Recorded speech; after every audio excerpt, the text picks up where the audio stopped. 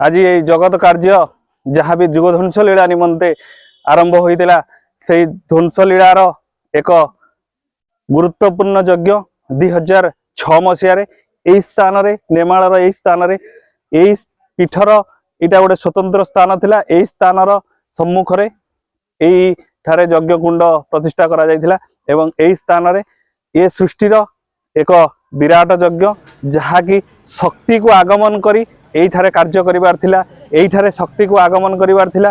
तेणु यज्ञ माध्यम यही स्थान शक्ति को आगमन करी यही स्थान लीला करिवार थिला।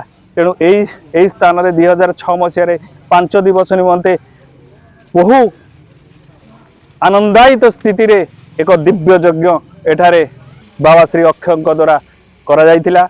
ए यज्ञ द्वारा समस्त शक्ति जहाँ भी एठारे रही ए शक्ति मान को एठारे ठूल करा जाय आगमन करा जाय तांकु जुगध्वंस लीला निमंते प्रेरित करिवार थिला। तेणु एठारे ए जो गुरुत्वपूर्ण यज्ञ यही स्थान रे 5 दिवस निमंते करा जायतिला।